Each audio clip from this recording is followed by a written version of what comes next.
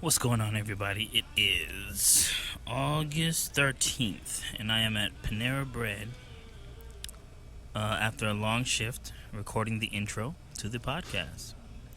Um, the full episode should be uploaded before the weekend is up. It'll be up on the RSS tonight, and so it'll hit all the stores, Apple, Google Play, all that stuff, probably before Monday. It'll definitely be on all the stores. So I just wanted to say thanks everyone for streaming and for checking me out. We are on my first milestone, episode 10, and that means that I am going to complete season 1 and start over with season 2. Episode 1 will be the next one, and I will. I just want to thank everybody for coming through, supporting, liking the page, following, and subscribing. And this is just the beginning. Thanks so much.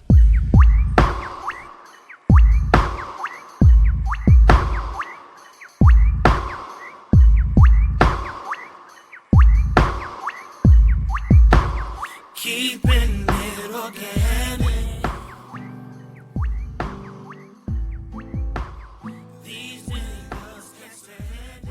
Gonna give it to you because I thought it was a funny thing to say. I wasn't trying to say nothing about you, dog. Tory Lanez. What is this, Tory Lanez? It's not really Tory Lanez. On my Instagram said, "Yo, I've been there." Tory Lanez. Does Tory Lanez have two Z's on his Instagram live? That's not no Tory Lanez. I wouldn't know. But I mean, what is the what's the theme here today? So, I mean, it's the 10th episode, man. It's a celebration. We went number 10. That means that we farted out 15 hours of content. You're definitely shitting it out right now. Let's see. 15 hours. I guess you're kind of running on the theme of the X here today, episode X. I don't know, man. I just want to talk some shit, man. Some fun shit. Some goofy shit. You can talk about whatever you want. Oh, shit. It's not Tory Lanez. It's Troy Lanez. Who the fuck is Troy Lanez? Oh, don't clown Troy Lanez. He said my name is... I don't know who that is. I'm not clowning. I don't know who that is. It's Troy. What's up, Troy? I thought you was Tory Lanez for a second, bro. So we on Instagram Live. We on Facebook Live. We doing it live, man. We doing it live. Fuck it. We're doing it live. We're doing it live. Fuck it, we're doing it live. We're doing it live. So I sent you some notes. Can you see them? Oh, yeah. Let me take a look at that. All right. So I wanted to think about the episode being number 10, and it's just like, we having a good time. We talking some shit about how the episode is number 10, and I thought, wow, you'd be surprised how many things that I'm interested in have X, which is the Roman numeral for 10. Like what? Since I made this, it's a dope play on my name. Oh, dope. Troy, that's what's up, bro. So you said, I believe in the notes I saw something about why do porn choose XXX of all letters? Okay. What was that about? Do you have a thing where you could Google, like, what's the purpose of that? Because I know that back in the day, right, whenever they used to, like, bottle, like alcohol, they would just put, like, X's on it. Like poison. Right. It was moonshine. Moonshine, yeah, it would just have the X's on it. So X has always been, like, a symbol of, like, this is, like, poison, this is, like... So I'm looking at this from, it seems pretty self-explanatory. Yeah. And it seems simple now that I've read it. But it was a question online. Somebody asked, how did XXX end up being related to porn? Yeah. It arises from film ratings. Adult-only films were originally X-rated. Right. Over time, adult filmmakers unofficially added more X's to make it seem like they're even more on that X-rated shit. So what X-rated was maybe like, some like sensual stuff, like no like genitals, just like boobs and stuff. And then what like XX. The rating system Yeah. for movies in the MPAA Yeah. Are actually historically a really fucking sexist thing. So the way it works is basically early on in the days of the MPA, things like, and this is where you get shit like the ESRB too, which rates video games. Yeah. And where you get the explicit content label on albums. Right. I think that we were talking about this on the episode about language and pretty much how the government spends mad money for these organizations, the ESRB, the Parental Advisory, like all that shit. They spend a lot of money on censoring art. Well, actually, I believe early on it was a bit of a movement on the part of some socially conservative groups who basically didn't want to see women naked in movies. And it started out like shit like this. Like, for example, let's say you show an interracial couple in a movie or something. That's the kind of thing it might, it's like not graphic or something, but it might somehow get your movie rated higher or like, PG-13 or something as opposed to rated G. Everything goes back to race all the time. Oh my goodness! That's an example. Can you believe Sidney Poitier kissed Katharine Hepburn? Well, what was the girl that he kissed on film? I'm not sure. I just know that it's basically over time it's become a way to censor censorship, and over time, people have gotten a little less uptight about shit like that. So you see more shit and more shit, but there's like a reason. You can have a guy's dick. Like a guy's dick in a movie, and it'll be rated R. But if you have a girl's like vagina in a movie, it's suddenly considered X-rated, adult only, NC-17. Wow, it's kind of stupid. It doesn't really make any sense. But you can straight up show a dick on camera, and that doesn't somehow get you flagged as NC-17. But if you show a nipple, it's the end of the world. And that's another thing. Like, that's why people are on that shit, online, because it's kind of stupid that Instagram will ban you or something for showing nipples online. But, they don't give a fuck if you're being racist and shit. Right. Hey, yo, speaking of racist, I just realized that the Baltimore Club song, right, is supposed to kind of be like a parody of like an old Native American chant, like there's some hoes in this house, there's some hoes in this house, there's some hoes in this house, there's some hoes in this house. That's where that came from. What is that song? You've never heard the song? What's it called? Who's it by? Shit, I can't remember. It's just like a classic Baltimore club, Jersey club shit. Like, yeah, I've never heard that song, but yeah, it sounds like hoes in this house, there's some hoes. I don't know if anyone else knows this. But it's definitely a parody of a Native American chant. Huh? This is my first time hearing that. Okay, if you go to, are you going to be like my Jamie? No, I can't do that from here.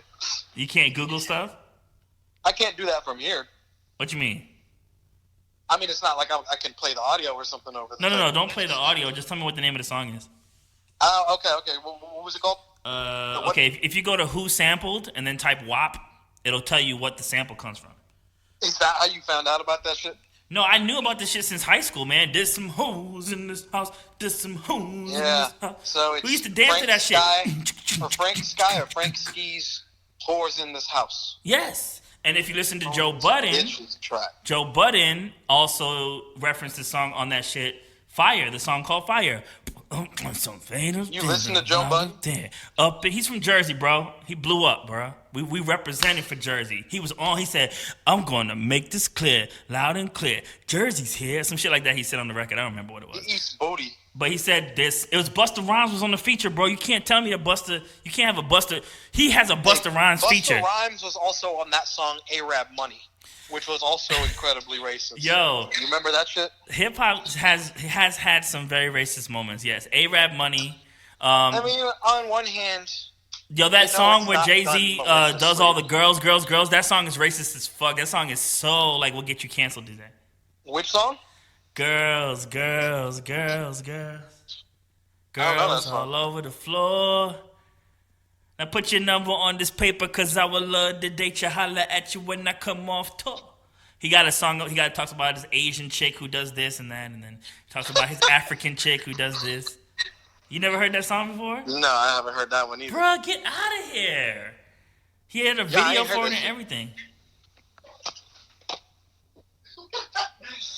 There's some hoes in this house. There's some hoes in this house. There's some hoes in this house. That's so fucked up, dog. Yeah, no, I've never even heard that. I'm really unfamiliar with the idea of this, the song, The Whores in This House. I don't know if there's a way that I could pull up the audio. Like, what's the name of the song? And let's see if Alexa knows what it is. You'll get copyrighted.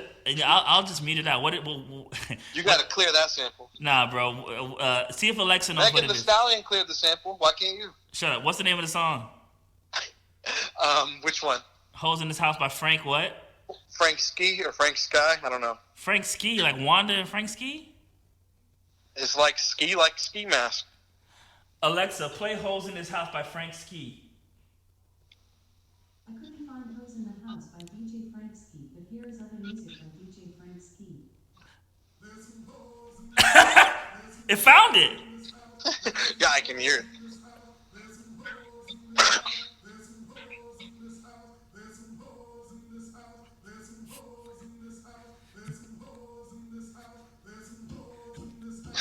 Hey, this junk used to slap. You be in the party, man. You gotta dance to this shit, dog. It's fucking wild. Hey. Hey.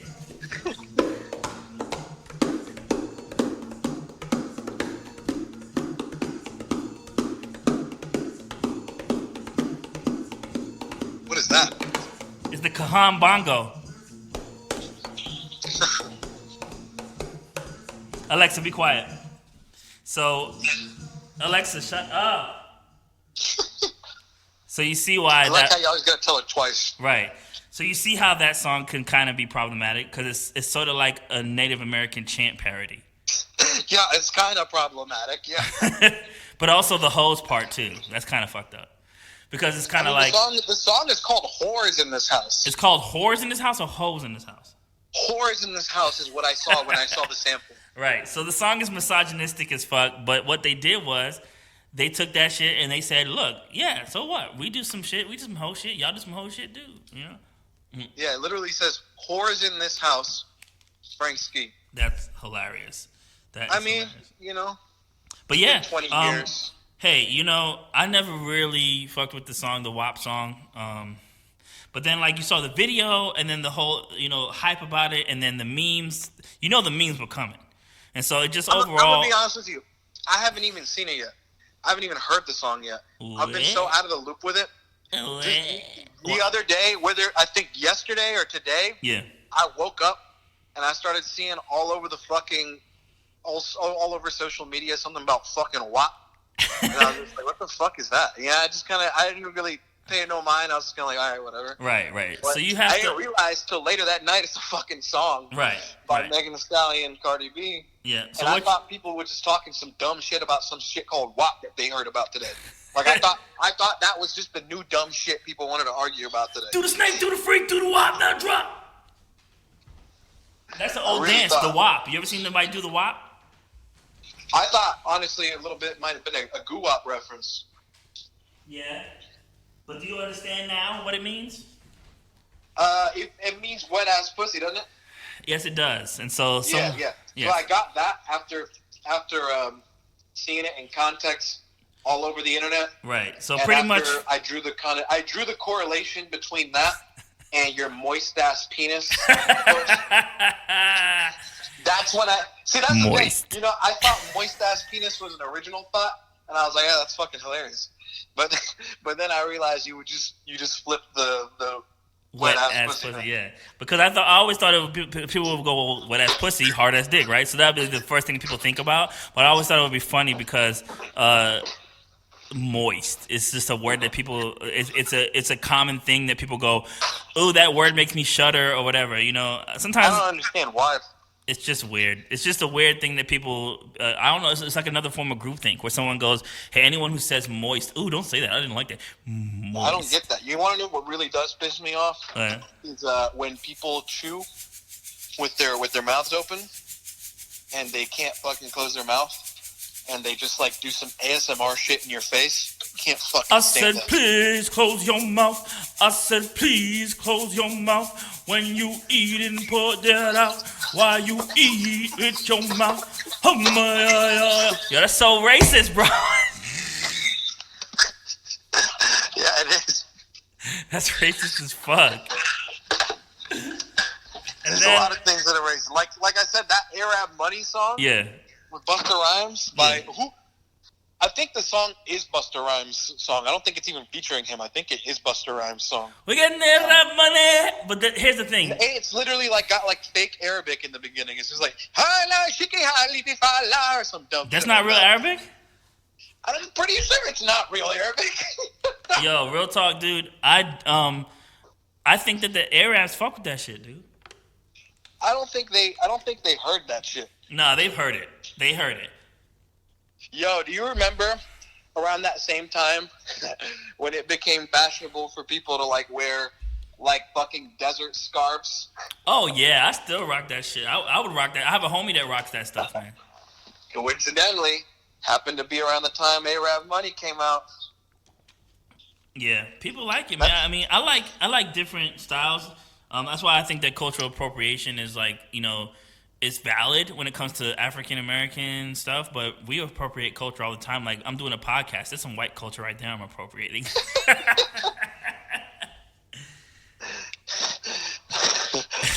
I mean, what's up? Wait, she told me how to say her name once before. It's not Aja. It's like Asia, but it's spelled AJA. Who? Asia. I don't even know who that is. You wouldn't know. I only know her because one time she said I sounded like Q-Tip, and then I made a video based off of her comment. Excuse me. You made a whole video about it. I made a whole video about it because I fucks with Tip, dog. Told the whole neighborhood. I fucks with Tip. Hard. Pause. Like Tip. Like Q-Tip? Yeah, Q-Tip in your ear. Yo, Q-Tip's name is dope because it's like he's like a rapper, but his name is like a Q-Tip. Like a Q-Tip goes in your ear. Like a Q-Tip? Yeah, a Q-Tip goes in your ear. Is that what like the thing is there? I didn't know. Music really goes in your ear too. Is that really what the name is about? I don't know. Because that would have been like the most grounded but real rap name of all time. It might be. Sure, I never really looked up what his name, what he like his definition of his name was. But yeah, man.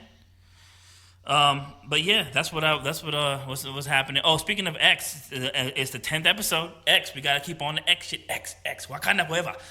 Yo, The Rock just bought the XFL. Did you hear about that? The XFL? He sure did. Yep. That's the new racist football league that that Vince McMahon wanted to take to so he could force the football players to not kneel during the anthem. Oh. I guess. That's what that was about. The whole the XFL. Yeah. That all started, I'm pretty sure, when they were like, you know, people were talking about they didn't want the they thought football's too dangerous or whatever, and right. You got to think about the health of the players and whatnot, the safety of the players. No, but the XFL was out before all this stuff happened, way before, and then nobody really watched it, and then they came back. And what I remember hearing about XFL was, what I remember about it is it was around the time the Kaepernick thing was, and it was like, we're going to go over here where we can kick you off the team if you kneel during the anthem or some shit like that. Oh, wow. It was some dumb shit related to that. I remember people were starting to be like, oh, well, XFL is going to kick off now. And I remember hearing that a lot. Like, people were like, I'm not going to support NFL anymore because of Colin Kaepernick, I guess. Hold on, wait, hold on. Alexa, did The Rock buy XFL? Sorry, I don't know.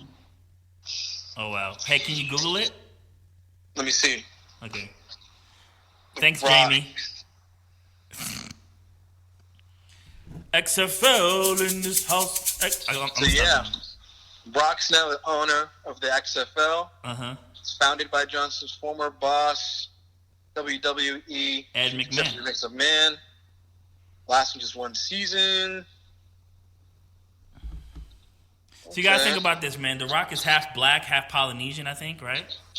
I believe he is, yeah. Yeah, and he used to be an employee of Ed McMahon. And now he bought a company that he owned. That's some dope shit, dog.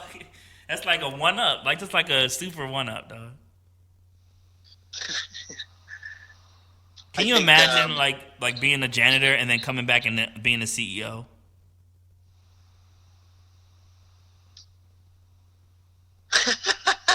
I found an article Yeah. from the Hard Times, which is like a Hard a satire site. You ever heard that song before? Hard time. I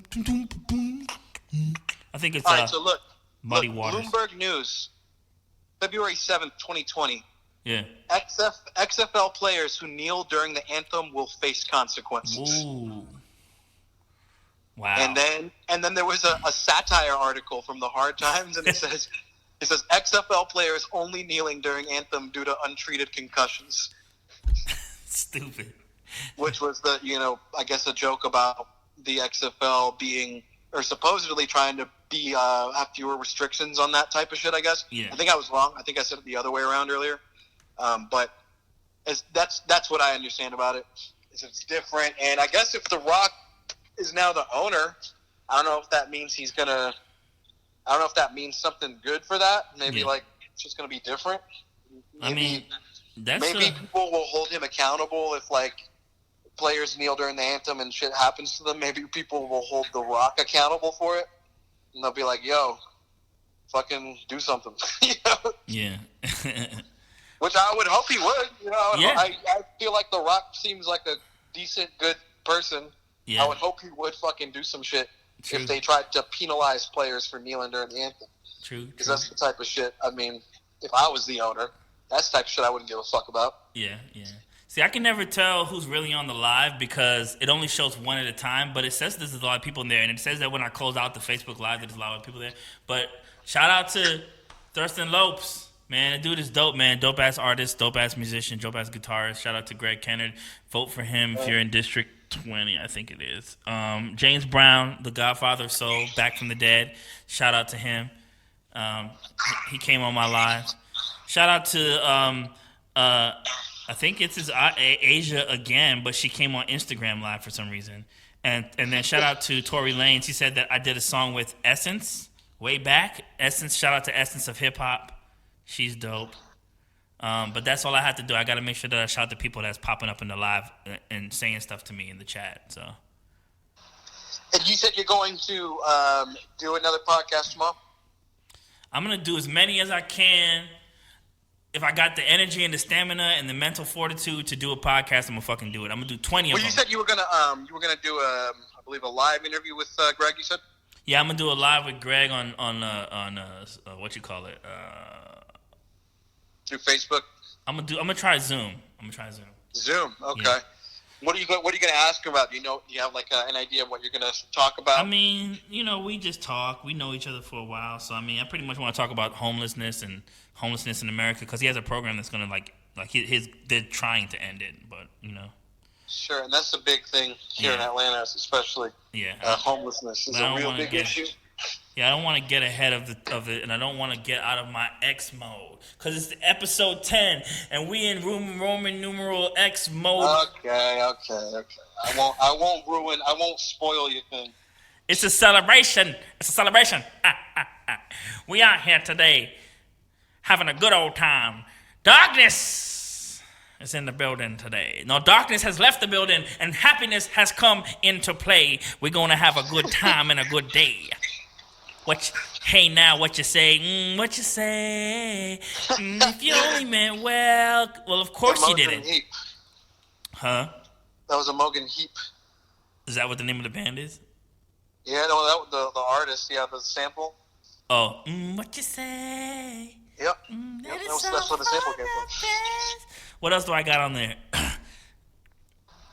What did you think of DMX? And I know we're way behind on that topic. It's no longer trending because Rick Ross and 2 Chainz went live. But what do you think about DMX? Gonna give it to you. Hey yo, Alexa, play "Party Up" instrumental.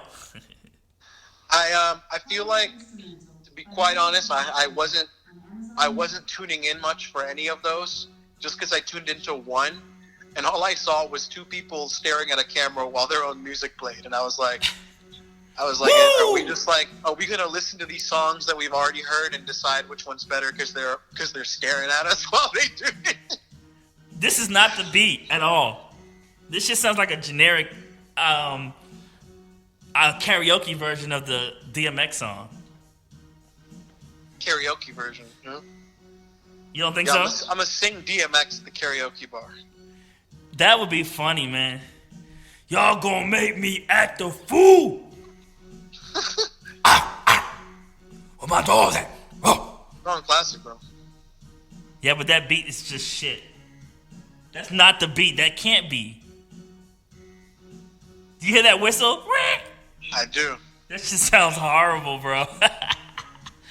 Alexa, be quiet. So here's the thing, like, I watched Slippin', and it really made me feel emotional. Like, wow, you know? What was that? DMX Slippin', the video where the hands are trying to get him and stuff, and he's like all like sad and stuff. And I don't think I've ever seen that video. it's When really did he put that out? I don't know, man. I don't remember. 2000s, 90s, late 90s, 99. I'm slipping. I'm falling. I may have never seen that one. Yo, on some real, I really need to brush up on my DMX because, I mean, people consider him one of the greatest, man. And, you know, I just never really got on it, man. I know a couple of, like, those hit records, but I want to listen to his albums. I hear that he really set a mood when it came time to record an album. Like, I used to listen to some. There was a Doom song I really liked where he took one of his own beats. Yeah. And he put Rough Riders over it. Oh shit. I liked that because it was a real crazy funky sounding beat, and it was the perfect BPM for it, so it just synced up perfectly. Yeah. And I remember the DMX verse at the end. It's fucking crazy. It was I don't even know which song it was that they used the verses from, but it went fucking hard, and I was like, I should probably get into some DMX. Yeah, I want to listen to DMX way deeper and like actually listen to albums. I think that I should start with the Alexa. What are DMX albums? I want to say "Dark as Hell is Hot." Am I wrong about that? And then the one where he's covered in blood. Flesh of My Flesh, where he's covered in blood. And then there was X. And five more. Damn, he came out with mad albums. So there are some like hardcore DMX fans. But this whole podcast is about that. Like, it's called the Late Bloomer Podcast. So I might just go through, like, I might just do an episode about DMX's catalog and listen to all of it, and then like review it. You know what I mean? You said because it's the Late Bloomer Podcast that you were also going to watch movies that you weren't around to watch when they were hot, and you just didn't watch it. Right. Exactly. I'm gonna do that too. What are you gonna do? I think that I'm going to do this. This podcast format is going to be the format, right? But then when it comes to like those type of things, like, oh, I'm going to listen to all DMX's catalog and I'm going to review it. And then I'm going to rank it from the best to worst in my opinion. And like that kind of shit, I'm going to make those like actual YouTube videos where it's just like, hey, I'm talking now and I'm doing a bit. You know what I mean? Right. And this podcast format, I'm just going to keep it the way it is. You know, and if I happen to talk about something that I watched or seen that I hadn't seen, then I'll do that. But I think the podcast format is going to be this, and those type of like vignettes or whatever, that's what it is. You know what I mean? Word, yeah. I mean, that's a pretty cool idea. I like the idea of doing stuff that has kind of passed in its day of popularity. Right. Like just because you know, there's always going to be somebody that is still interested in that, still looking that up, and then they just happen to see your video. They're going to click on that one. Right. And then also, you know, having a broader vision, a broader experience and understanding of art and art's purpose, and not having outside forces tell you that something is good or bad, or reviews, because a lot of the things that I see that I actually like, it's not that I have bad taste, but, you know, at the time, they got shitty reviews, you know? Like The Mask, or like all the like, you know, popular Ace Ventura, or like movies that are like, you know, stupid, goofy movies that I would like. They got terrible reviews, and most comedies just get bad reviews overall, you know. So it's good that I don't like, and I'm not like, I listen to Anthony Fantano even if I didn't even listen to the album. You said you watched the Anthony Fantano videos even if you didn't listen to the album? Even if I didn't listen to the album, yeah. And I'll base my opinion on what his opinion is, so I try not to do that too often. Yeah, no, I like his take on shit usually, but I feel like his rating system to me is weird. Yeah. I feel like his rating system doesn't make sense. Right. And I feel like if he likes it, it's going to be a 10. If he really likes it, it's going to be a like high 9 or a 10. Right. And then anything else, he doesn't want to put it anywhere near that high.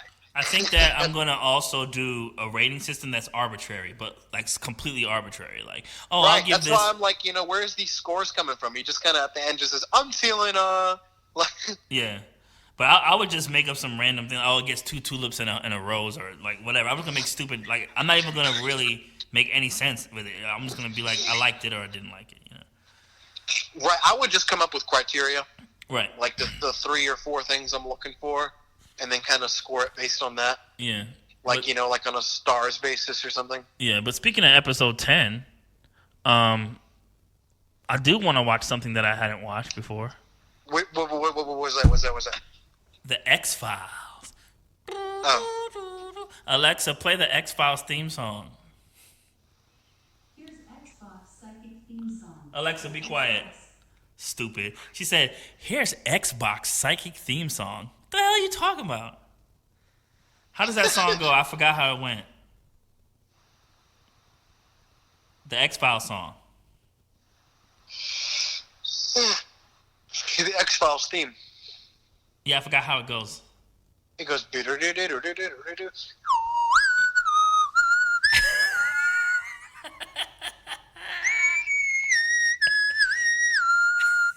how it goes. Yeah, I remember that. Yeah.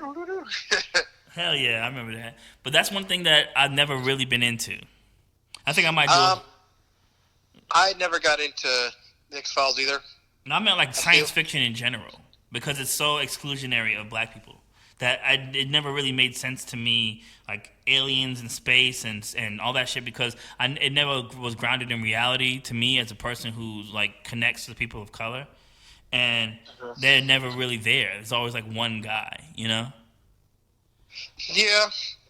And I feel like that's why I like, especially, I feel like I prefer the horror genre, not because, it's weird or gory or anything like that, but because usually when it comes to shit like, because, the sci-fi genre can dabble in horror as well, and so it's not just one thing. It's going to be a mixture of genres all the time whenever it's a really...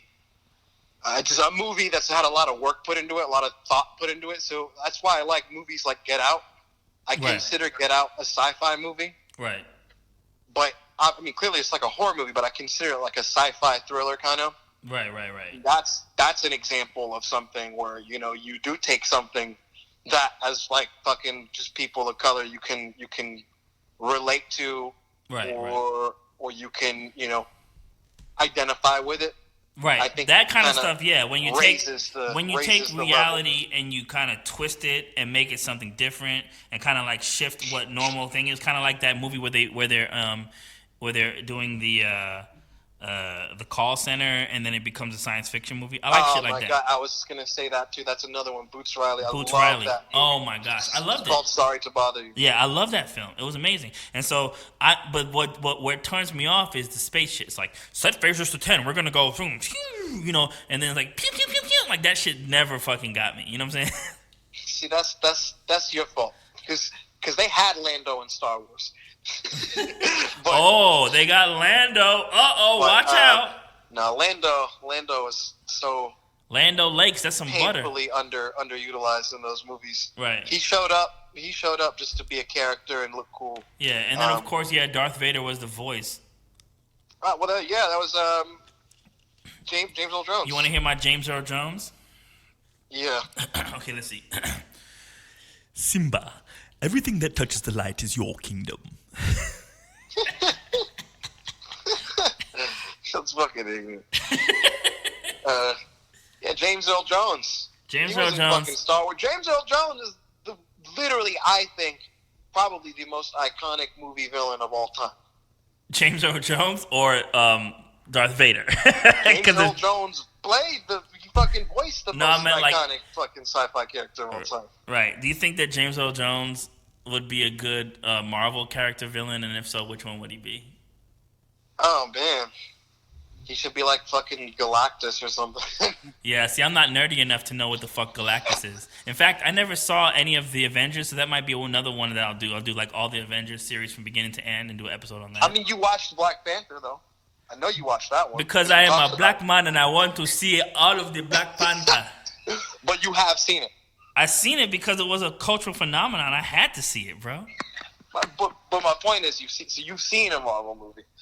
I mean, that's I didn't say I didn't see a Marvel movie. What I said was the Avengers series as a whole, I didn't see. You know, I think that's something I probably would have never gotten into had I never watched the first movie because I was bored. I was at home like in 2013. Yeah.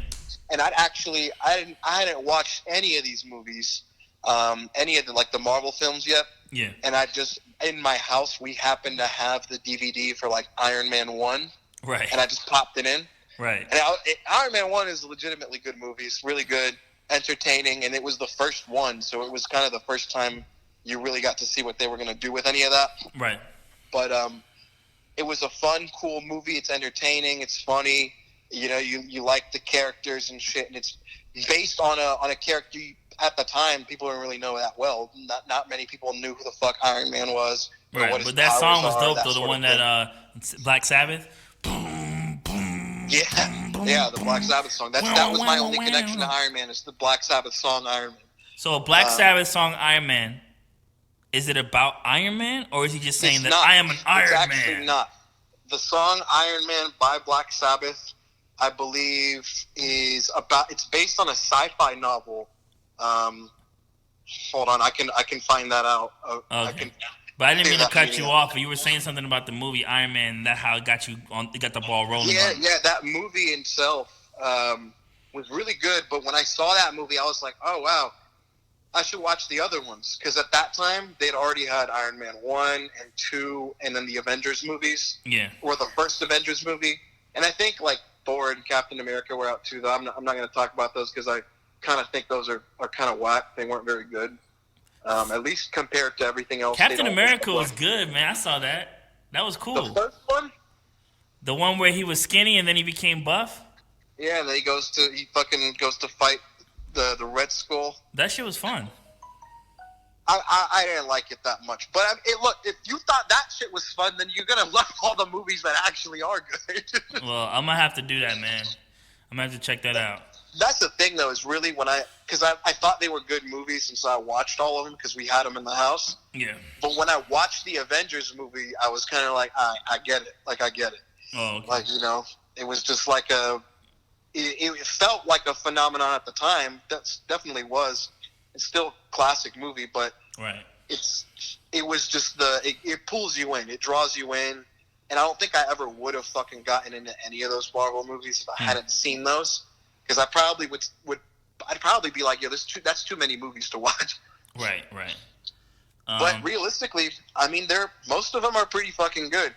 There's a few of them that are kind of blah, but like most of them are pretty quality movies that you can sit down and watch at any time, and you won't feel like you wasted your time. You'll be like, all right, that was fun.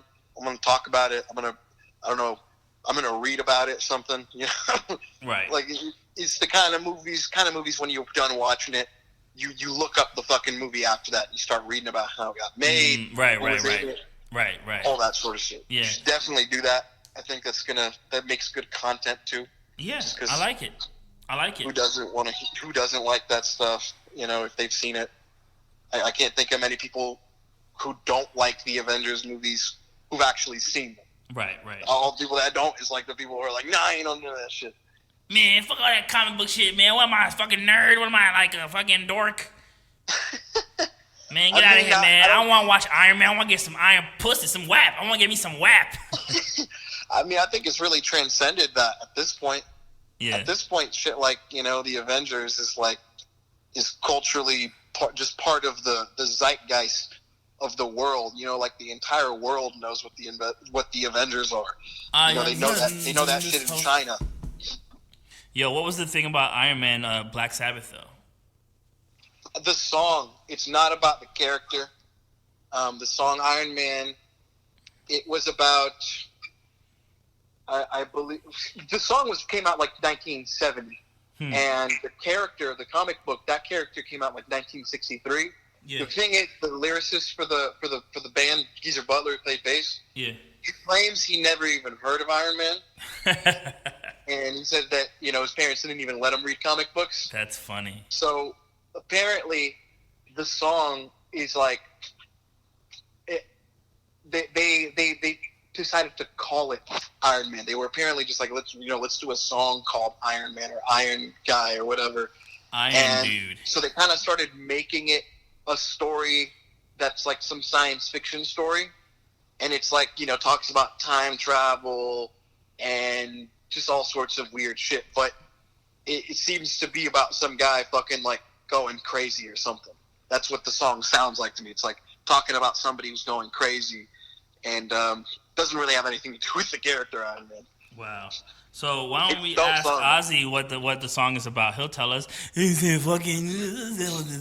This fucking guy is fucking made of Iron Man. What? Yeah, Ozzy couldn't tell you shit if he was trying to. It's fucking Iron Man. It's fucking made of iron. I don't fucking know. I watched the video recently. You remember? He was like probably one of the first that started doing the reality TV shit. And I was watching a clip the other day on YouTube from the Osbournes. That was a funny show, man. And there was a clip where this motherfucker is like trying to show Ozzy how to use a computer, like a PC, like a Windows fucking XP looking ass PC. Yeah. And he's sitting there clueless, and the computer freezes, and he's just sitting there, and he gets mad, and he walks out. And I just remember thinking, like, yo, this guy was old even like fucking 30 years ago. I like Sharon. She's so sweet and kind, and oh my gosh, it's Sharon. They're so like polar opposite. X Factor too. Huh? She was on the X Factor too. They're so like opposite. I don't understand how that worked at all. I can definitely see it. I think she started out like managing him or some shit like that. Was she like a wild girl too, or? I don't know, but I think when they met, I think she was his manager. I think, if I remember correctly. I'm not that well versed on my Ozzy lore. I'm sorry. Right. I gotta listen to more Black Sabbath too, because I think that their shit is crazy too. Oh, I fuck with Black Sabbath. Crazy Train, that Crazy Train song, that jump was hard, man. Which one? Crazy Train. No, that's Ozzy. That's just Ozzy. Oh, it's just Ozzy? Ozzy, right. Black Sabbath was the band Ozzy was in before he went solo. Oh, okay. So Black Sabbath's got the classic album Paranoid. That's like considered one of the greatest like heavy metal albums, greatest rock albums of all time. But that album's so fucking influential. Even in hip hop and rap, you get so many people will tell you they listen to fucking Black Sabbath's Paranoid, the album. Yeah. And that it's one of their favorites, or that it's inspirational to them, that type of shit. I feel like that's one album that's never gonna lose its its magic, just because in terms of like that sound, what they call the British new wave of British heavy metal. Yeah. That's like the entire genre of like Black Sabbath, Iron Maiden, Motorhead, that sort of shit.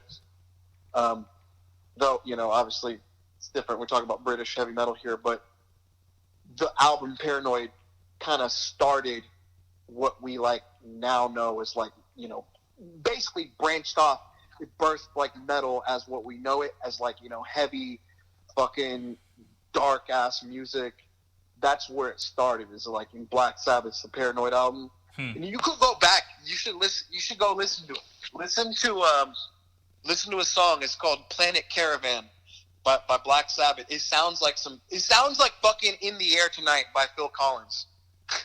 So I'm like, doom, doom, boom, boom, boom, like big drums. It sounds wavy. It sounds fucking wavy. All right, I'm gonna have to check it out. He's got like a weird filter on his voice. Sounds like he's going like. It sounds crazy. Oh, I'm gonna have to check that out. It's fucking groovy too, though. It's a slow jam. Yeah. Okay. Well, you're gonna have to excuse me because I'm a little distracted because I forgot my password for the Instagram, and I had to. Instagram password. I had to reset it, the whole phone, because it wouldn't log on to Wi-Fi. You should tell us all what your new password is. My password is capital JIM 0310 exclamation point exclamation point. Your password is SUCKMYDICK. No, I don't give a fuck. They're not gonna really get into my thing if I give my real password anyway. But yeah, Black Sabbath. I've really never gotten into metal. Like, I'm a late bloomer in metal too. So as far as like scream metal or anything like that, the only thing that I really know is my favorite is like stuff that people would say if they were metalheads, they would probably laugh at me for liking it. I don't. System of And a that's Down. actually something I've seen a lot on YouTube. Is like a lot of content that's specifically like, some guy reacts to this song for the first time or that song for the first time, and it's just mostly like hip hop heads reacting to metal songs they've never heard before. Oh yeah, that but junk is like, dope. That are considered like super classics and shit like that. Yeah, Like, that junk that's is something dope. I've seen a lot of that. I like it. I think it's really cool. I saw I think it's cool too. I saw these two especially kids 'cause- listening to Phil Collins in the Air Tonight for the first time. And Oh yeah. I saw that on. It's a great I think video. you shared that. huh? I think you shared that. Oh, I think did that's I? where I saw that. I don't remember sharing that, but that's a great video, man. Because those kids are sincere. They really like listening to it. You know what I'm saying? They're really listening to it and understanding what's going on. You know, when the drums hit like halfway 3 minutes into the song, they was like, hell yeah, they love that shit. I can feel it coming. That shit's hard. Yeah, that song does go hard as fuck. I feel like the other thing is I feel like most of the times that I've seen those videos, Yeah. Whoever it is in the video, they usually end up liking the song. Right. So I think it kind of, just speaks to the quality of the music itself. But Right. But it's like a lot of old shit too that they're reacting to, which I think is cool because, if you're gonna call this the Late Bloomer Podcast, I mean, what better shit to review and react to and shit than, shit you wouldn't be reacting to now if you already heard. Like, I would never be making I react to this Metallica song video because I've heard these things like a fucking million times. Yeah, and I can tell like some people are doing it because they want to try to get a reaction. I could tell the fake ones. I could, you could tell. I can tell the fake ones too because they just go, whoa! I Just some can't shit that believe was it. like- This is my first time listening to Bohemian Rhapsody. Fuck out of here, bro. Bohemian Rhapsody. Everybody's heard Bohemian Rhapsody. I know, right? Like, that's when, like, come on. You never heard that shit? Hell nah, bro. But yo, My first time reacting to Freebird. I wanted to pull up some clips of some of the sitcoms from the TV shows, but I can't. Like, I'm gonna take the TV down here, I think, so I could have the TV in the background and I could pull up clips. But it's really bad, and I used to watch this shit, dude. Which one? Like all of it, Moesha, the Parkers. Yeah, I've realized. I mean, not realized. I've kind of known this, I guess, for a while. But sitcoms are some of the most fucking trash TV It's you'll ever see. horrible, bro. It's Like, it's there's like some the shit that, lowest like, common that I denominator like form of Out of entertainment. nostalgia, like I like Fresh Prince out of nostalgia, Right. but I don't think it's a fucking like I you watch something and you kind of start to notice that they're all fucking taking so many breaks between their words because they got to let the studio audience laugh and shit like that. Like, it's so weird. much- It's unnatural. It Yeah. sounds over exaggerated. It sounds like you're watching a stage play, which Yeah. I've never really been into. Right. And so, but when I was a kid, that junk was the bee's knees. TGIF, we in there. Woo! We Yeah, got everybody liked that Family shit. Matters. We got Full That's House. what we had. Huh? That's what was hot, Right. And the sitcom format is like dead. Like, but what's his name? Gabriel Iglesias. He brought back his show and he brought the format back with the people laughing in the live studio audience. Sometimes that junk studio is audience? good. Huh? They got a live studio audience? That's what he says. That's what he says. But yeah, I mean, there's a good and bad from that because stuff like, okay, Martin wasn't a oh my gosh, amazing show, but Martin had his characters, and when you see them break and you see them do it, like they're trying to hold it in, that shit is funny. You know what I'm saying? Well, that's funny, but that's different. That's like actual humor and shit. Yeah. You know what's not funny is shit like The Big Bang Theory. That shit's not funny. I mean, you got some funny jokes in there, man. No, none of that shit is funny. All of that shit is fucking. I like stuff like Malcolm in the Middle that just dismantled the whole like Malcolm sitcom. in the Middle was funny though, and they had funny actors. Alexa, be quiet. Huh? You know, like they had Bryan Cranston and shit. And he was hilarious. Yeah. That shit was good. By the way, another thing you should do is Breaking Bad. That's another thing that you. Yeah, I saw the first couple seasons, and then I stopped after spoiler alert, after Gus got blown up. Why? Why'd you stop there? Because I don't have the stamina to watch content. I haven't watched a show. You were literally at the finish line. You decided to turn around. Yeah, I don't have the stamina to watch content. I never had a reason to watch content because I don't think you do until you start watching it and you're like, the reason is that it's good and I should finish it. Right, but I don't like to waste a lot of time sitting down in one place watching TV for hours and hours. I like to do it, but I know that it's bad. I know it's bad. Here's the deal, and here's the reality. It's only a waste of time if you don't actually finish it. Right. But now that it's going to be my job because I'm starting a podcast and I'm about pop culture and media, then yeah, I have a reason to sit down and watch a fucking. Oh yeah, thing. no, you definitely have a reason to finish what's considered by many to be the greatest TV show of all time ever. Yeah, no, you definitely have you definitely didn't have a reason before. Right, but no, I mean that's not only. See, here's the thing. I don't want to limit this to just music, television. I want to talk about literature too. There's a lot of books that I haven't read that I need to catch up on. Like like everything, things that everyone should know. Like Frankenstein by Mary Shelley. What do you just mean, like classic books, like stuff? Not just classic books, like the books that are big, like talking about of course classic literature. I want to talk about that stuff.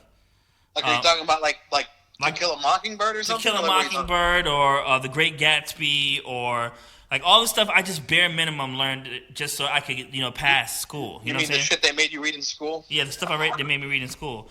Some of that shit was cat though. Yeah, I mean all those books are not the greatest books, but the stories are so iconic that it's probably dope to just talk about it. But I'm not gonna in ninth grade they had us reading fucking conservative fucking gibberish. Right. They had us reading some weird shit about egoism and just it was weird. I was kind of thinking yo, why are they pushing this shit on me? Why are they pushing this weird corporations or people type shit on me? I wasn't vibing with it, and it wasn't until I read some of that shit later, and I was just kind of yo, what the fuck am I reading? They were trying to manipulate you. Well, it's when I read it later, and I was yo, they were trying to push this shit on me when I was 15 and really impressionable and shit. Yeah, I mean that's when the Daughters of the Confederacy founded the most effective point where they could change people's mindsets about slavery in the Confederacy. Yeah, they would go into schools and they would label all the books in the library, whether they were whether they put a good light on the Confederacy or a bad light on the Confederacy. They literally did that shit, bro. They had a sticker, a color coding system for books that made the Confederacy look bad. See, that's what that's what you got going on today in the context of idiots who want to fucking shelter themselves and hide from what they call fake news. Right. You have people fucking hiding the facts, living in their own alternate version of reality to fucking comfort themselves because they're little fucking bitches. That's what it is. Right. And that's what it was then too. Because the fucking Confederacy, there was some fucking little bitches. That's what it was. Okay, wait, hold up. I'm on Instagram Live and some people have actually got in here, but I want to pull up some of those audios from those sitcoms. I don't want to get off topic. They're so bad, bro. The dialogue. Okay, so for some reason... Look up The Big Bang Theory without the laugh track in it. It's the most fucking cringy shit you'll ever see. Right, no. You're going to want to turn it off before you finish. No, before you do that, I wanted to pull up the Moesha. I'm going to look at The Big Bang Theory. Hold on. Because I got off of Instagram and I kind of got people... Without the laugh track. Without the laugh track. No laugh track. Okay. No laugh track. Okay. Here's the Big Bang Theory. No laugh track. Here we go. Jim Parsons. Nothing makes beer taste better than cool, clear Rocky Mountains spring water. Where are the Rocky Mountains anyway? Philadelphia. Really? I thought they were out west someplace. Think about it, Raj. Where did the movie Rocky take place? Philadelphia. Okay, now I get it. So this is the plan? From now on, we're just gonna hide out in here to avoid the shamey? I'm very comfortable here. Penny dear, why don't you shoot another silver bullet my way? Get one yourself. Ooh, somebody's been taking bitchy pills. God, he's an ass when he drinks. Well, he's an ass when he doesn't. You just don't hear it. Okay, so here's the thing. That dialogue is not that bad. It's not that bad. Oh, it was bad. Come on. Bro, but You're here's the telling me thing. that fucking spring water thing, you should laugh at that? Bro, listen. I'm going to show you. The joke is I'm drinking beer and water at the same time. But, bro, listen. I'm telling you that sitcoms have advanced significantly because if you look at some episodes of Full House, it's not even fun. It's not even, like, remotely funny. I thought David Coulier was the funniest nigga alive, bro. I thought David Coulier was so funny, bro. I promise you. I thought he was hilarious. Oh, my gosh. He could do voices. He could do puppets. This dude is trash, bro. He is garbage. He is the worst comedian I've ever seen in my life. And when I was a kid, I thought he was the bee's knees, bro. Yeah, I mean, those sitcoms weren't very good. But that's the thing. Is that Big Bang Theory shit was, like, from less than 10 years ago. Like, that was less than 10 years ago. That was post-Kanye. Post My Beautiful Dark Twisted Fantasy. Hold up. I'm going to play the Moesha pilot, and I'm gonna show you the episode from the Moesha pilot because, hey, it's nostalgia. None to the nostalgia. Okay, I'll probably get flagged for that. Hold on. Okay, listen. This is the dialogue of the first episode, the pilot episode. At least not one worth writing about. Dee told me to put toothpaste on it. Apparently, she thinks it should be cavity-free and mini-fresh. Is getting in my business part of the step? She has a pimple. Oh, it's so relatable. Back in the day when it was just me, Miles, and Dad. Well, it's getting late. I better say goodnight. That was her reaction to the alarm clock being late. Sorry, I overslept. Oh my God, some eggs in so a funny. Slow down, Mo. Dee already cooked breakfast, and it's not half bad either. Frank, when a woman gets up at dawn, runs down to the 7-Eleven, plows through 8 guys with squeegees yelling, "Yo, baby, can you help a brother out?" Honey, breakfast isn't half bad. It is the bomb. Hello. Excuse me, Huxtables. Why didn't somebody wake me up?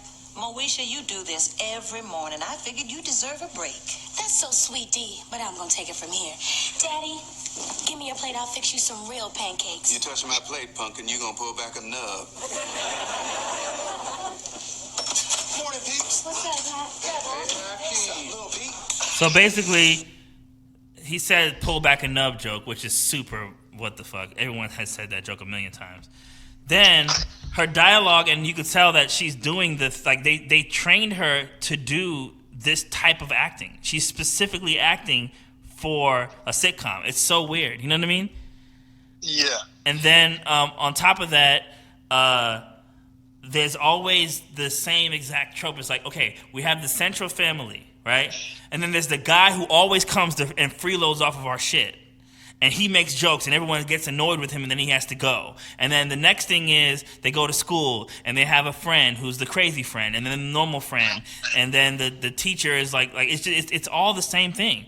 Steve Harvey was actually a good sitcom. I liked it. For as far as sitcoms go, there was a bit of a difference in the way that things went. It was something that you didn't see really, you know.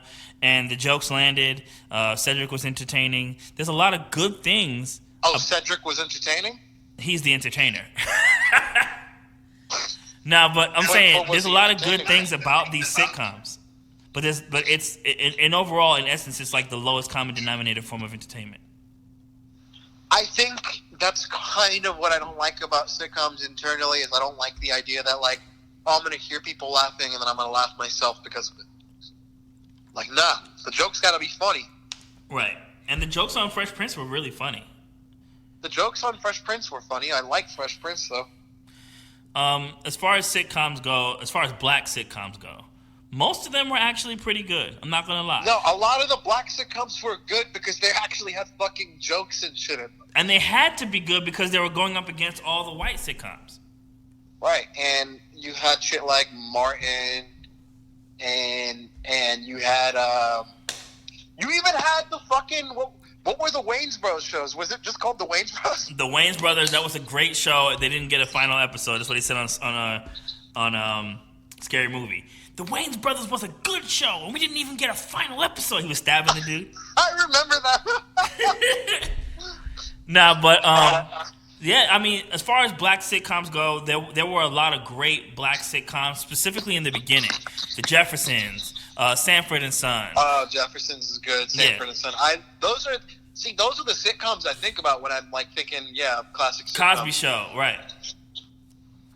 Cosby Show, even though he's a fucking weirdo. Right. Not in Living Color. Excuse me, but In Living Color was dope. But I'm talking about sitcoms. In Living Color was really funny. But it's not a sitcom. It's a sketch comedy show. But I'm talking about sitcoms. The Living Single was a good show as well. And then Martin was a good show, but Martin was also a bad show because it's very structural. What made Martin good was Martin doing his characters. No one ever did that on TV before. You know what I'm saying? Except for what's his name? Jaleel White. What's his name? The guy who plays Steve Urkel. Yeah. He had several characters. He played, his sister. He played. So Martin kind of, came after that. You know what I mean? If you want to talk about definitely. Real OG, like Urkel was the OG on doing characters, bro, in a sitcom.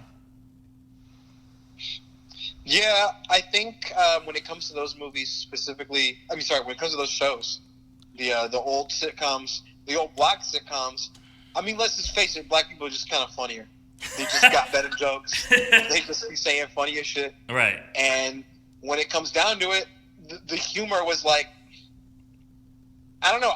Maybe I could relate to it more or something. I don't know. Right. But I found all of that shit way funnier than I did any of this shit on fucking Full House or right. or fucking Friends. Right. Like Friends, there was like a few episodes I liked and like some few small scenes that I remember that I'm like, haha, I remember that. But like, no, I remember Fresh Prince. I remember all the episodes I liked. I remember the episodes that made me laugh. Right. I remember the jokes that made me laugh. I remember when Will Smith, I think, said, he was like, my favorite musical comedy, Milli Vanilli.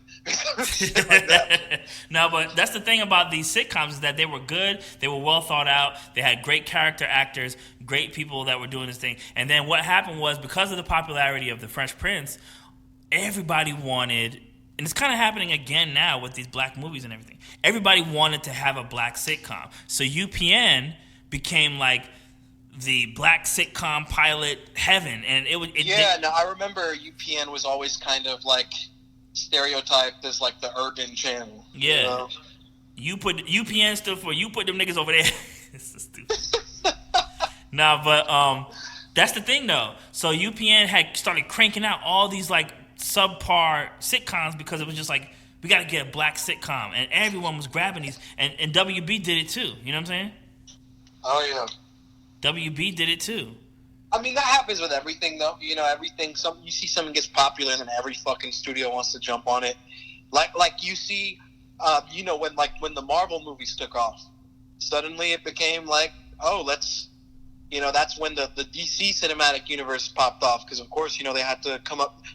Warner Brothers had to have their own thing, and do that, and it was just kind of like. Whenever something is proven that it works, that it's popular, that it's hot, everybody else is going to try to copy.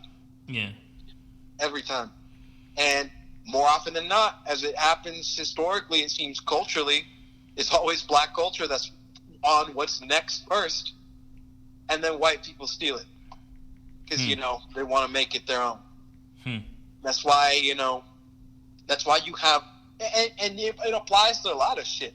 But I feel like, I don't know, Is it racist to say that people of color, because of their, I don't know, maybe because of the experience in America, that, you know, they're just kind of instilled with more of a exploration for trying to find relief in comedy and shit? Like, maybe. Yeah. Maybe. That's what I think. That's why I think I gravitate towards comedy, you know? Right. But I think, I don't think it's racist to say fucking black people are way fucking funnier than white people are. Who's your favorite comedian? Hey, I'm not gonna lie, man. A lot of my favorite comedians are black comedians. Not gonna lie. My favorite comedian is Chappelle. Chappelle, Pryor, Eddie Murphy, Chappelle. Chris Rock. I like George Carlin. George Eric Carlin. Andre. See, someone said this, and I thought that was true. George Carlin isn't funny. I think George Carlin is interesting. Funny, like, he's interesting, and he says poignant things, but he's not funny. Like, ha ha, yeah. Yeah. No, see, that's what I was gonna say. Is I like George Carlin, but I don't think he's like that. I don't think he's as funny as somebody like Richard Pryor was. Yeah. I think George Carlin, what I liked about him is just how fucking aggressively angry he was and how self-aware he seemed. Yeah. He seemed like what I'm gonna be like when I'm that old. I hope not, man. I want to be the jolly old Saint Nick, man. I want to be the, hey, everybody, you having a good time? Here's a candy. George Carlin was only mad because he saw the bullshit. Yeah. But, I mean, yeah, all my favorite comedians are black. I'm going to be the Chappelle, favorite. Eric Andre, Lil Rel, love Lil Rel, Hannibal Buress. But dog, I mean, I like a lot of white comedians. I like Jim Gaffigan. I like Mike Birbiglia. I like Merman. Funny. What's the name? Merman. You know what I'm saying? I don't know him. Something Merman. I even like Joe Rogan's stand up. I don't Joe think Rogan? he's that good, but I like his stand up. Right, Joe Rogan, Jerry Seinfeld. Who are these people? No, I can't stand Seinfeld. What's his name? Then you got Kramer, and see how that worked out for him. Oh, right. He's a nigger. No, I'm saying. That's what he says. That's what he says. What else? I mean, there's a lot of white comics that I like, man. You know, Jeselnik. You know, I like Jeselnik. I like I know him. Tony fucking Diaz. Oh, he's a Cuban guy. You talking Tony or no? Tony Coco Diaz, fucking cocksucker. From the Rogan podcast. He's actually Cuban, so. Yeah, he's Cuban. Nah, but you talk about white people, man. I mean, like, I like Duncan Trussell. I like, there's a lot of white comics that I like, man. Honestly, I'm struggling to come up with them right now. Huh? I'm honestly struggling to come up with them right now. I'm like trying to think. I'm trying to think of white comedians I think are like really funny. Yeah. Louis C.K. Come on, bro. He was funny. I liked Louis. Is he canceled still? Louis C.K. was maybe one of the funnier white comics that I could think of. Right. I mean, he wrote Pootie Tang. Come on. He did write Pootie Tang. Oh, shit. I forgot about that shit. Yo, Pootie Tang was my shit. Sepetah, my Damon. Call me on the pedestal. Oh, man. I love Pootie Tang. I love the fucking scene where he starts fucking using his braid to reflect the bullets. Right. In slow motion, that shit was wild. Yeah. I mean, it's just great, man. I mean, I never would have thought Wanda Sykes would do a movie like that. That's pretty funny. And here's one thing that we're doing is that we're being super sexist and we're not talking about female comics either. What was that? So we're being super sexist too. We're not talking about any female comics. I think comedy is pretty sexist for not boosting up more female comics. Right. I like some female comics. I like Sarah Silverman. Who else? I'm trying to think of some that I think are really funny. I thought Whitney Cummings is pretty funny. I liked some of her stand-up. Right. What's the name of that Asian girl that was pregnant? She was real funny. Yeah, she was funny too. I watched that. I watched her special. God, I'm forgetting her name. Feel bad about that. Yeah. I'm forgetting her name. Fuck. I'm gonna look it up just because I like Dimitri Martin. He's really good. Dimitri Martin. Or something. Let me make sure. Okay. You know Dimitri Martin? Dimitri Martin. I think he's pretty fucking funny. But here's the thing. Dimitri Martin, while I think he's funny, That's what I mean by like. I think black people are way funnier than white people. That's like white funny. Yeah, you gotta be that's white people funny. Wait, But- that's not the same. right. It's Yeah. not the same as when you're fucking, when you're telling a whole Chappelle fucking monologue and you go into a story just to hit him with the kicker in the pussy at the Yeah. That kind of stuff is great, man. I mean, my family. One thing that I like too is like Jamaicans too. Like, they're just funny, man. Like they're just funny. They can talk about literally anything, and it's the most. Oh, hilarious. by the way, her name was Ali Wong.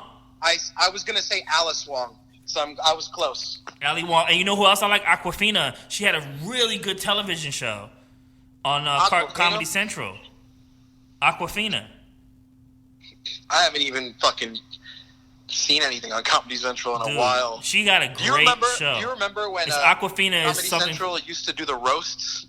Yeah, those are great. I think Comedy Central is about to shut down. If I'm not mistaken, I heard that the whole network is done. Damn. Hey, tell me this. Do you think it's fucking ignorant that the President of the United States has been roasted on Comedy Central? It's the worst, bro. It's the worst thing. Can you imagine? I mean, they roast them in a more civilized manner. No, actually, they were hitting them pretty fucking hard. No. What I mean is, they always roast the president, but they do it in a more civilized manner at the correspondence dinner. Yeah. No, I mean, yeah, we still roast on the president now, but this man showed up to Comedy Central to get roasted by The Situation and Snoop Dogg.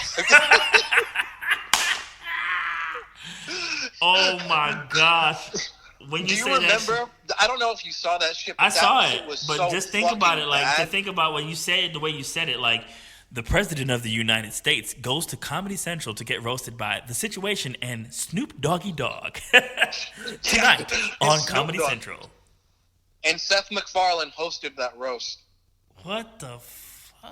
I remember he said something so fucking funny. Seth MacFarlane is another white comic I think is funny, though. He's not really a comic. He's just a funny guy. He's funny, but he just like started getting stale with the whole Family Guy thing, man. It just started getting stale. No, actually, Family Guy got stale because he stopped writing it after season 2. Did he? The first 2 seasons of Family Guy are like the funniest shit I can personally like think I remember seeing when I was like a kid. But I thought that shit was so funny. I hate his films. Like, he's a horrible filmmaker. Oh man, his films are fucking bad. Bro, The movies are that bad. Western movie where he shits in a hat for I like did not 10 watch minutes. that. Like I did that not bit watch goes that on for way too long. He's shitting in a hat for like 5 minutes, bro. Yeah, I ain't watched that shit, man. I'm just no cap. I didn't watch it.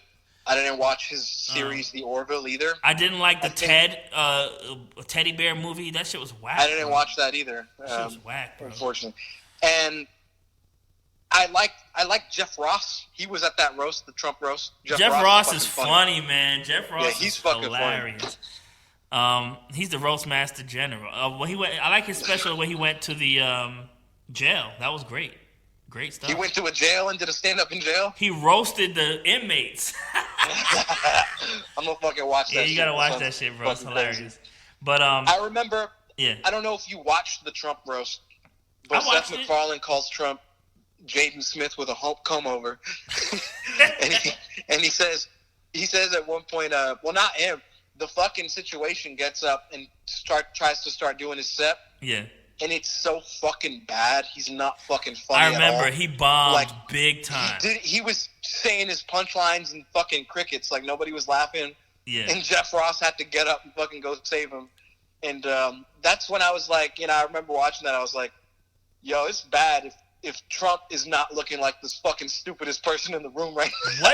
What was he thinking? That he thought this was a good idea to do this? He thought he was going to get up there and that people would laugh because he was going to say shit that he thinks is funny. Because I guess his friends laughed the same dumb shit or something. He got writers, right? No, he didn't. He sat in there and he was like, hey, I know you're a little hater, Anthony Cheselnik. And he's like, but I actually think you're kind of funny because I told one of your jokes to a supermodel the other day and she was laughing as I was banging her brains out on a pile of floor with a stack of cash next to me in my motherfucking mansion. fucking crickets. Alexa, Nobody fucking play said crickets. shit. Everybody was just like, what? By nature sounds for sleep and relaxation on Amazon Music. What was that? It's crickets, bro. Alexa, be quiet.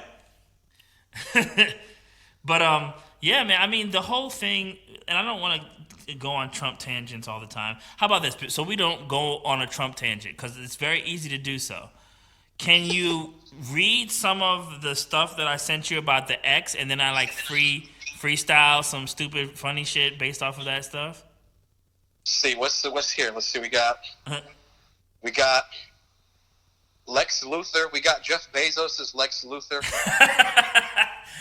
and Professor X, I guess. Which one? He's probably more Lex Luthor than Professor X. Well, I said Professor X because X-Men, and I thought about a bald dude.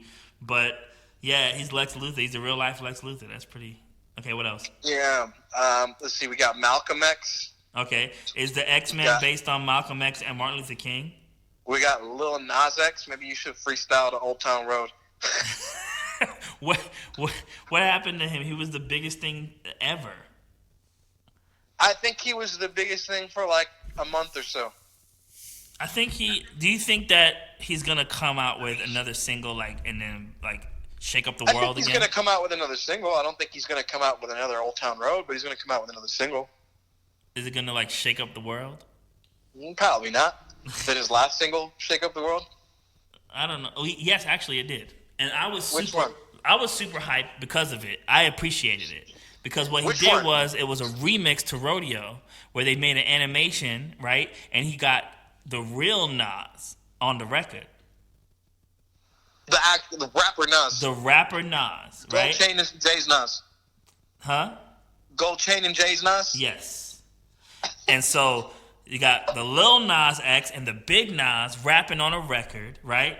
With a crazy dope horn sample and the guitar, the Spanish guitar, you know what I'm saying? Oh, I have heard that one. Yeah, I love it. That shit wasn't as fucking monumental as Old Town Road. That Old Town Road song had fucking 8 remixes too. Still, but I'm gonna tell you what made me appreciate that song was the live performance that he did at the Grammys where he brought out the trumpet and was playing the trumpet, and then the actual Nas came up out of the ground in a white suit with white Air Force Ones.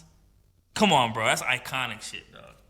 I actually didn't see that. You have to watch it. It's crazy. I fuck with Lil Nas X. I ain't a fucking Lil Nas X hater or nothing. I don't think he's gonna have the same success with every song now going forward. Yeah. Just because it's so fucking impossible to repeat that same success with the first song. Honestly, it's impossible. Yeah, honestly, I'm super surprised that Cardi B has been able to parlay her success off of that Bodak Yellow for so long. She's still holding on to relevance. Yeah, she is, and I think that she keeps inserting herself where she'll be relevant. Yeah. I think if we stopped listening to her, we would just kind of forget about her. But the fact is, she keeps featuring on people's tracks. She shows up. She's in demand, I guess, for that reason. And I think also it's just that her personality is so big, you know? As soon as the coronavirus hit. I don't give a fuck about her personality at all, but yeah. I think she can rap. I mean, she said coronavirus. Everyone's been saying coronavirus in her voice since the beginning of the pandemic. I definitely have. See? Anytime somebody's on Facebook and they're fucking out at a bar or something, I comment that GIF. Coronavirus! Shit is getting real. That's what I'm saying. She's not only making music that's gonna keep her relevant, but she also has meme ability. I don't think she was trying to be memed. I think that she's not. That's the thing. She doesn't have to try. She's so ridiculous that everything she does can become a meme. I think. And we came back full circle to this homes in this house. There's some homes. I think there's a difference between how Cardi B stays relevant because, every once in a while she gets turned into a meme or she does a feature every once in a while. Yeah. I think that's kind of harder to manually do because one, you can't build your success off forever just featuring. You gotta have your own fucking album or something at some point. and it's got to do well. I think the first album she put out did okay, didn't it? I think she only has one album, right? Yeah, the first album that she put out. Yeah, that's I a great. I liked it. I enjoyed it. I think it was like sort of successful, wasn't it? Yeah, I mean, me being somebody who wants to be like a media type person who talk, I feel like the biggest thing I have to kind of give it, a shot. So I did listen to the album. Yeah. I just hadn't listened to it. I wasn't that into her, so I didn't feel like I need to listen to it. But I'd heard some of the songs, and I mean, she can rap. Like, she can definitely rap. She's got like the potential to stay relevant just off putting out music. Yeah, the album is great. It's well-rounded. It has a nice intro that's really passionate. It has several bangers on it. The Drip Drip song, the Bodak Yellow, and then a bunch of singles that came out. Be Careful. So it's a great album. It's a great introductory album for artists. So it definitely holds up. Right, and it's just that's the thing. Is like, and it's pretty well known that, a lot of artists, their second album isn't going to do as well, whatever, sophomore slump, but like, really, it's just because it's harder to recreate that same success from when you were new and fresh and you were exciting because nobody's heard any of your music yet. I think there's more to be said about how you can maintain that outside of it, because there's got to be some effort put in on your part to kind of, I feel, hoist yourself up into the mainstream. Yeah. For example, and this is why I like 6ix9ine so much. This man was fucking on house arrest and manages to do bigger numbers. Please shut up about 6ix9ine. Anybody else? God, please shut up about 6ix9ine. Number one artist in the entire world. I don't want to hear nothing about that rainbow, bro. Be loved by children across the world. He's the new Michael Jackson. Shut up. I swear to God. Bro, can't even dance. He can't even dance. He can't dance, and he can't sing. So how you going to be Michael Jackson? I can't dance like Michael Jackson. Son. That song, isn't it crazy how that song just disappeared like, poof, Because that song was trash. But Drake's an example of an artist who has managed to stay relevant because his music is quality enough to keep him relevant. Alexa, when did Drake start making music? According to an Alexa answer completed, 2001. 2001. So my man's been relevant for almost 20 years. Golly! Well, he started rapping, but he was still on his Degrassi shit then. His first album, I'm pretty sure, came out in like 2008. Still, so that's still been over a decade. Over a decade? That's an incredible run, bro. Incredible. And so since Drake came out, he was always on top. Since Drake came out, he was always one of the most popular artists in the world. I don't think at any point Drake fell off of the list of most popular rappers currently. He's still there. And I think that the reason is because he keeps his finger on the pulse. He might not be the greatest rapper. He might be most of his fans might be kids and women.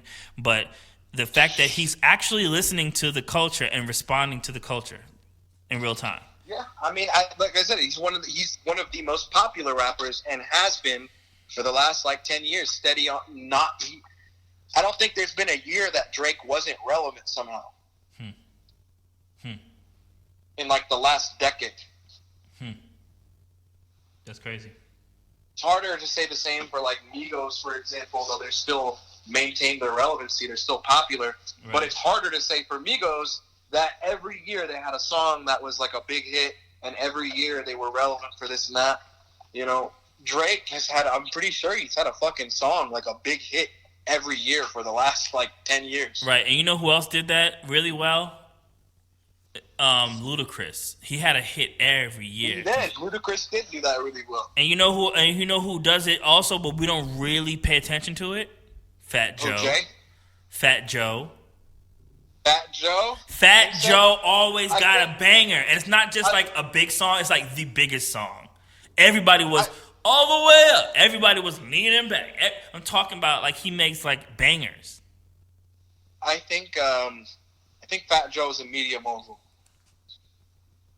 I think Fat Joe knows how to keep relevancy in the form of shit like podcasts and shows and he's even done outside of media ventures I think I've seen this motherfucker participating in an MLM scam. I saw that. He was trying to be like, Market America. Yeah, oh my gosh. Talking to some Joey Diaz scumbag scammer looking ass fuck.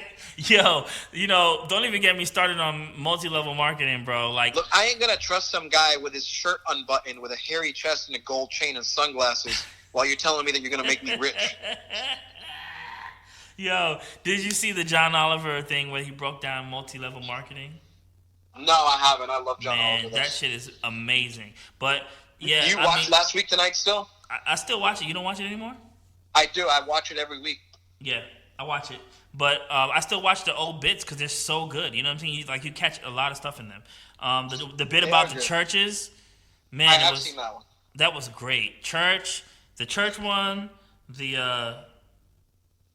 anyway, whatever. I'm not going to go on that. But, yeah, he's good. But what I was saying was, I can't tell you how many people, I might do an episode just on MLMs, but I can't tell you how many people, like 5 years ago, 6 years ago, were like, oh my gosh, bro, do you want to be your own boss? Do you want to do, like, they were really serious about that. And I'm not going to, man, in the Hispanic community, dude, the Herbalife thing is so big, and they take advantage of those people, bro.